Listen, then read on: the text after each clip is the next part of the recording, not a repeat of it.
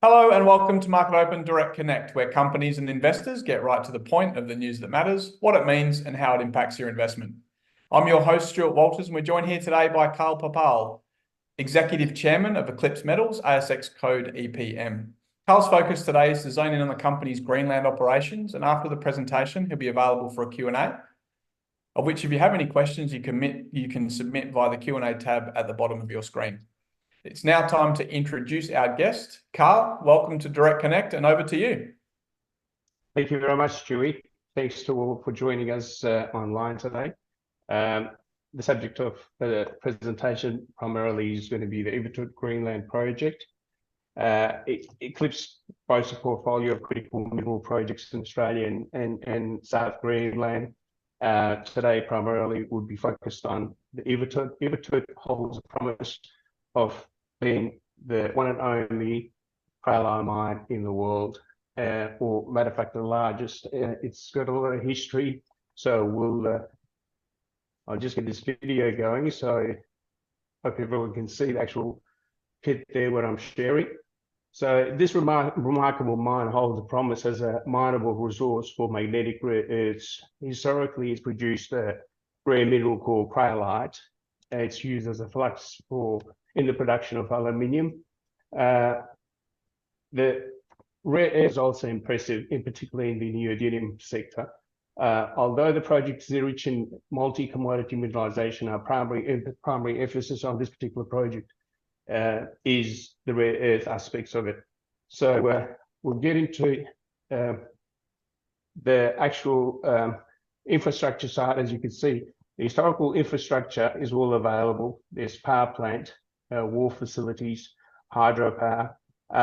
Within the actual pit environment, there's layers of mineralization, siderite, which is zinc iron, and below that is quartz, a body of quartz, 5.8 million tons. What you can see here is the Greenland Hills, which is 5 kilometers from the pit environment. Greenland Hills is a body of nepheline cyanide. Within that is a massive carbonatite body. Within the carbonatite, it's very good rare earths. Historically, there's a lot of academic records, not a lot of commercial geology, a lot of academic geology. We have been developing on the results, and we see what you just see in those hills are a big, massive carbonatite body. Infrastructure-wise, as you can see, there's a lot of port facility. This is a historical military base, what you see at the moment. And there was about 500 military personnel housing here back in the 1950s. It has been a strategic project historically, and it still is. So as we get deeper into the presentation, you will see the overall results. Results speaks for itself. There's very good mineralization within the area. There's a lot of geological understanding to the actual area, and we're basically rejuvenating all of that.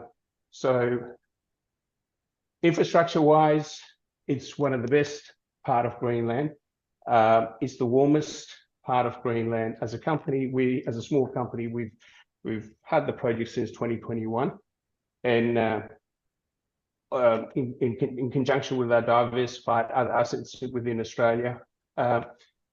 And I won't get too much into the corporate side of things. You can get most of that information from the company at any time.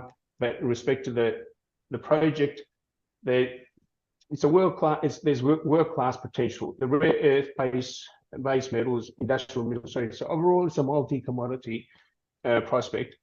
It's got, as you have seen, there's very good infrastructure there on site.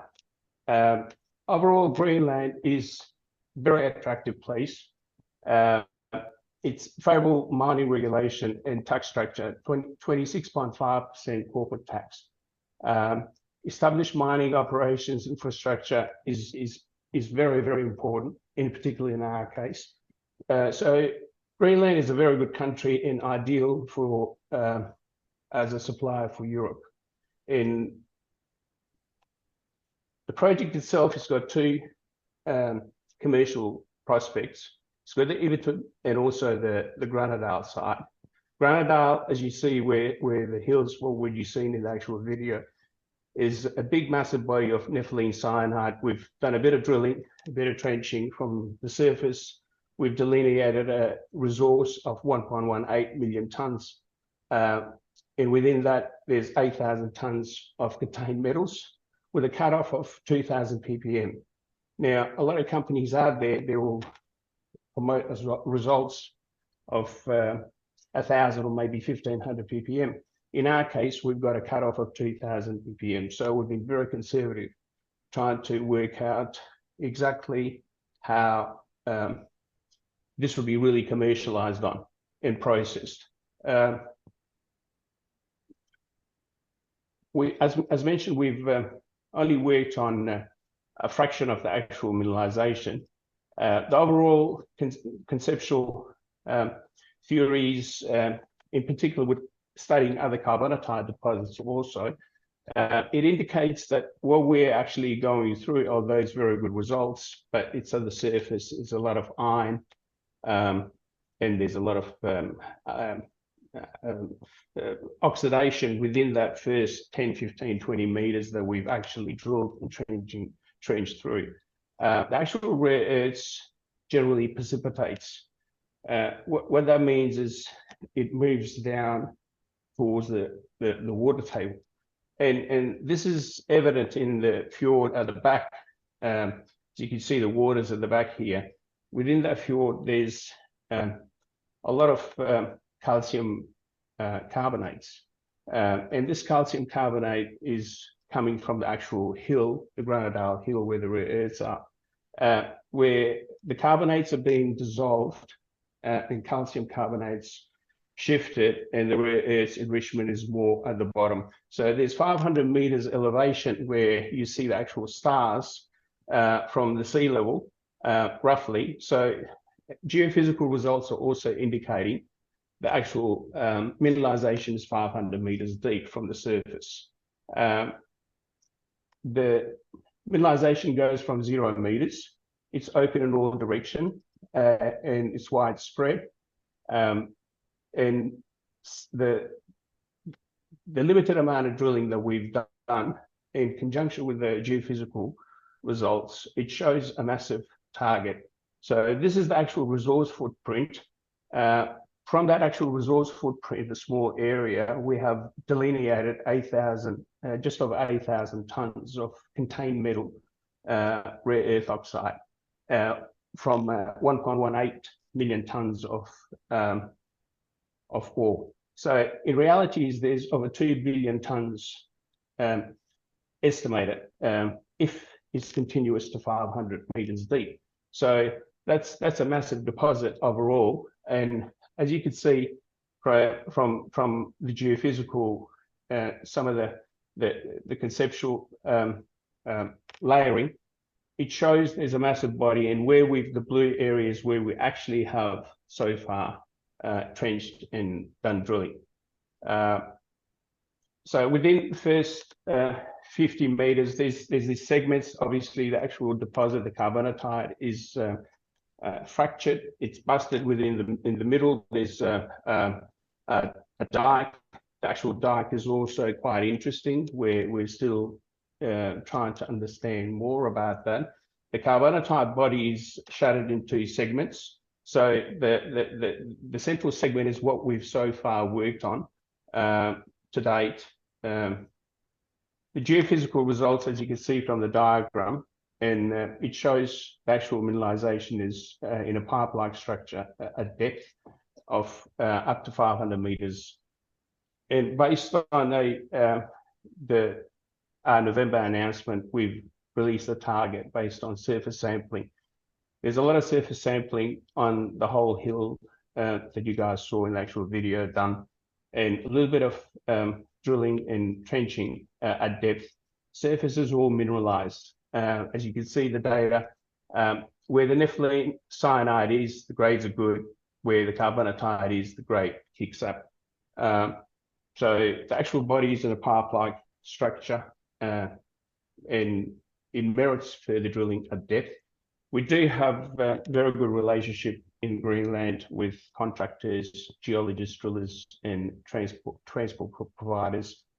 And we're working to build on that relationship further and further to bring this project into fruition in a collaborative manner with good people. And so far, we've been lucky to build on that. Overall, from as most people that are experienced investing in small caps will probably know, there's a lot of the time with from 1,000 specky prospecting companies, 100 will turn into a target. From 100, only 10 will turn into a resource, and from the 10, only 1 will turn into a mineable resource. In our case, we believe we've done really well in the last few years. We've gone from a prospect, we've delineated a target, a massive target, and subsequent we've got a mineable resource. When I say mineable resource, the actual project is, as you would have seen, infrastructure's there, very close to port facilities from 0 meters. There's no issues whatsoever for us to exploit on that to date, and we're in the process of social environmental approval, and also trying to get a mining license. So we really are progressing, trying to bring this to fruition as a small company. Obviously, it's a big task for a company like us. There's so many aspects to it. And here, as you can see, there's also the waste dumps. What we're trying to do is see if we can commercialize from the waste dump. There's a good possibility we may be able to extract some value from that actual waste, but really that's time consuming to do that. We don't want to lose focus from the bigger picture, which is the rare earth in the quartz body. There is a massive quartz body. It's quite extensive amount of data available on it. On this, within the pit environment, there's about 19,000 meters of drill core, which is still available at the core shed. We're working on that at the moment, trying to get better understanding for the quartz and also the rare earths. When I say rare earths, historically in 1940, the actual rare earth, the Granadale Hill, was drilled for iron ore. And subsequent, when they looked at the actual iron ore results, it was nothing extremely hot, between 45 to 55%, which is still economical, but back in the 1940s, it wasn't viable. They completely neglected, obviously, rare earths were the hot topic back then. They completely neglected the rare earths, and we have sampled that in 2021, and there's very good rare earths in that core.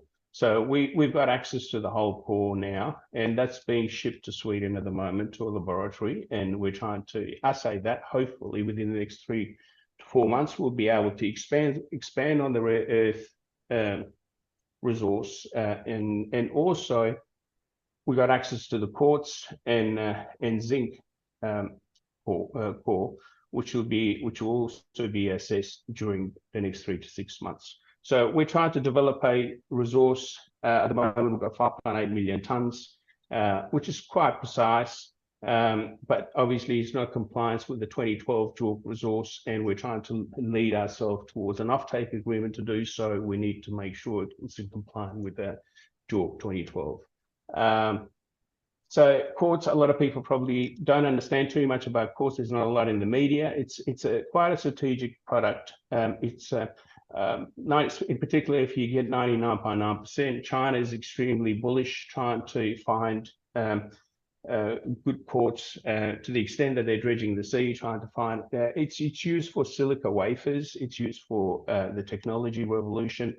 So as we move forward, there's going to be more and more demand growing for these things, and we've got a portfolio of strategic assets both in Australia and also in Greenland. We're trying to materialize on that, and it's an ideal time as geopolitics is growing the way it is. It's ideal time for us. We are members of ERMA, European Raw Material Alliance. The European Commission is very bullish on trying to secure critical minerals for the benefit of Europe. And we stand perfectly in good place for them to collaborate with us and build relationship. There is the demand for rare earths is growing. and the projected increase overall demand is 5.5 times by 2050. So there's already shortage at the moment. So as we move forward, the demand's going to keep growing for what we hold as these as assets. In particular, rare earths. I don't want to dwindle too much into it. There's a lot in the media about rare earths, but I'll touch up on it. Rare earths are not rare, just like noble gases are not noble. There's a lot of rare earths. What we got to remember is the difference between good rare earths and bad rare earths. The good rare earths are the ones that are required by the EV revolution or technological revolution. In particular, PR, ND, DY, SM, magnetic rare earths. So we're more focused understanding in Granite is, for example, if we look at Linus produces 80% of their revenue, roughly about 80% of their revenue comes from PR and ND, just the two elements from the combined suite of elements. In our case, our PR and ND is one of the best. And on top of that, we have very good DY results. So the results overall are quite good for what we have. And that's the important driving factor for us. As mentioned, we've got a smorgasbord of assets. Our primary focus is in Greenland. We do have a portfolio of uranium assets, which is the subject of a spin out. Amazing package of tenement within Arnhem Land and also Nagalia Basin. And we do have the manganese and copper tenements in the NT. So I think I'm running out of time. I'm already gone a bit too far. Stewie did tell me to keep it within 15 minutes. So thank you very much for joining us. And I'm happy to take any questions relevant to the project. Yeah, so thank you. Carl, fantastic presentation. Clearly an exciting time and opportunity for investors who are currently in Eclipse, but also looking to join. We have had some questions come in. I believe there's a strategic opportunity to work with the European Commission. What's the significance here? I think it's huge. The way, if we look at the way geopolitics is growing, we're a small company. Obviously, we're good at exploring and prospecting and finding the right gems in the tapestry of within the tapestry of the world. Politics is hard for us to understand. We don't have the resources. We're trying to understand. We're trying to grow the team and reach out to different consultants and all that, and seek assistance in working our way through the fish pond. European Commission is very bullish and very aggressive for all good reason, because they need to be self-efficient when it comes to critical minerals, in particular rare earths. People don't understand that the criticality of critical. When I say that is that there's two things: that the market, what we see on the market, and then there's a second thing is what's actually mineable. As mentioned earlier, with these things, out of 1,000, only 100 will turn into a target. Out of 100, 10 will be a resource, and only one will be a mineable resource. So Europe is a very complicated place. There's a lot of environmental issues. It's heavily populated. There's regulatory approval issues. There is some good geological deposits out there. Unfortunately, he's got other challenges. You know, you can't extract it that easily. So there's a lot of complexities. They need to get something going quick enough in order to be self-efficient. And to do so, I think Eclipse's Ivituk project stands perfectly well to address that. We are collaborating. They've got a protocol that we're following, and it's a democratic system. It's no preferences. The door's open to all the European projects, and we're partaking in that. So far, we've had very good runs, good responses from whatever collaboration we've had with the EU and throughout ERMA. So we feel there's positive synergy from a commercial perspective. We're ready to move forward with good partners, regardless if it's the EU. The way we see it is first in, best dress. Are there any challenges with working sort of with the Greenland government? We don't have any problem. Greenland, we've in our situation, Greenland is a country that needs to develop its economy. They're very bullish on their mining. They've just recently changed the mining legislation, made it a lot easier for a company like us to get our mining license and all that. And we haven't experienced any issues. It's a country of 56,000 people. So we've got good relationship with a number of people, and the way I see it is those number of people, it makes up a big population when you're dealing with a country of 56,000 people. So every person counts. We're trying to build relationship with more and more people. I think with these things, it's if we look at our laws, we got very stringent mining laws thanks to Michael Hunt, who established a regulatory framework for us to follow the Mining Act. The WA Mining Act is one of the best, and the laws are similar, very similar. You'll find the Greenland Mines Department, there's a lot of collaboration between Australian geoscience and the Mines Department in Greenland. So we don't have any issues. We find it pretty much uniform. It is a different language, very difficult language, definitely hard for us to speak, but we do, as mentioned, we haven't had any issues moving forward so far to date. It's just as good as any other parts of the world, same as Australia. And there's potential to find rare earths all around the world, but what was the appeal for the company to mining Greenland? Greenland is easy deposits. If you look around most parts of the world, you have to drill hundreds of meters deep. And as the ice is melting, as climate's changing, you see more and more of easy deposit unveiling. In our case, we knew Granadale's got a massive potential. There's a lot of academic know-how, and the pit itself, there's a lot of value in the pit, massive value in the pit. And most importantly, it's in the warmest part of Greenland. And one of the biggest challenge with Greenland is that it's one big massive rock. Unlike Australia, it's a flat country. In Greenland, it's not. It's all hills. And if you don't have a deposit close to getting it seaborne, you're going to have difficulties. Infrastructure is pretty difficult.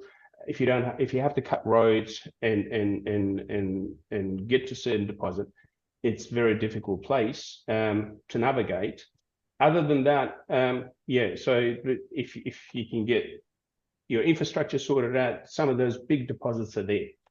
One of the reasons people haven't been successful in Greenland to open up some of those big deposits is because of the infrastructure issues that you have with most of those deposits. And in our case, we don't have that issue. Most of the problems are already solved for us. And over the next 3 to 6 months, what can we expect from a news flow perspective? The next 3 to 6 months, well, as mentioned, we've got the core. We're trying to get some assessment in respect to that, and also further progress with the mining license on EIA and SIA.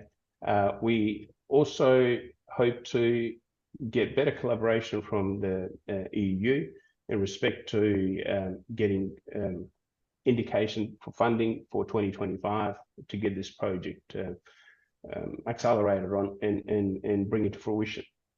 And the company, you say, is undervalued. What do you think needs to happen for the market to recognise the value in what the company assets hold?